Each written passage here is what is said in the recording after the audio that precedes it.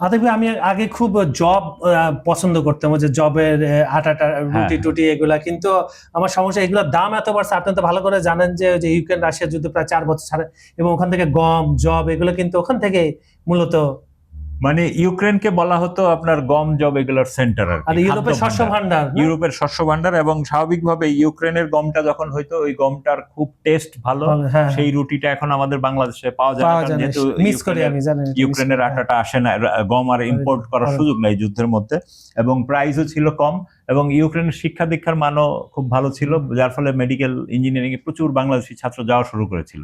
কিন্তু যুদ্ধের কারণে সেটা বন্ধ হয়ে গেল।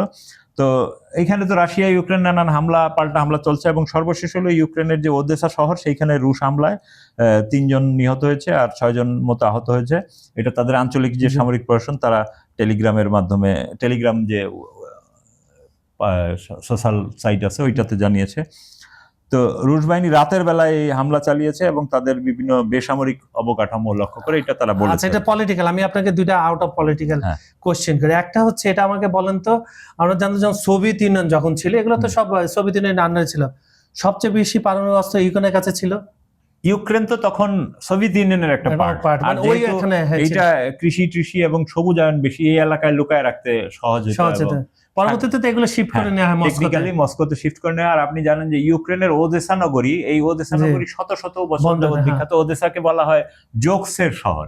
মানে এরকম বলা হয় যে আপনি ওদেসার রাস্তা দিয়ে হাঁটছেন, আপনার কানে বিভিন্ন বাসা থেকে জোকস ভেসে আসছে। হ্যাঁ, মানে এরা খুব কৌতুক প্রিয় মানুষ। তো এই শহরটা ছিল, এই শহরটাকে ওদেসা মূলত কালচারাল সিটি আর কি। পুরো সোভিয়েত ইউনিয়নের কালচারাল সিটি ছিল ওদেসা, এবং ওদেসা শিক্ষা দীক্ষায় খুব অগ্রগামী ছিল।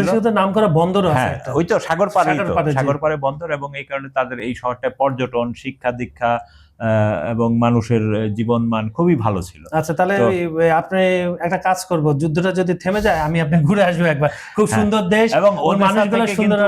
রাশান প্রচুর সাহিত্যিকের জন্ম, নাম করা সাহিত্যিক। হ্যাঁ, ম্যাক্সিম গোর্কিও ওইখানকার কিনা আমি ঠিক এই মুহূর্তে মনে করতে পারছি, কিন্তু অনেক বিখ্যাত রুশ সাহিত্যিকের জন্ম ওদেসা। এবং সোভিয়েত ইউনিয়ন যুগে, মানে পুরো সোভিয়েত ইউনিয়নের কোন যারা সাহিত্যিক শিল্পকর্ম এরা ওদেসা যায় না, এমন পাওয়া মুশকিল। আতিক ভাই, সেই শহর এখন যুদ্ধের, এটা খুব খারাপ। এটা আমরা চাই যুদ্ধটা শেষ হয়ে যাক, তাহলে আমরা ইনশাআল্লাহ ঘুরে আসবো। তো আতিক ভাই, আজকের মতো আপনাকে ছেড়ে দিচ্ছি, আবার সন্ধ্যাটা দেখা হচ্ছে চা খেতে ইনশাআল্লাহ। ভালো থাকবেন।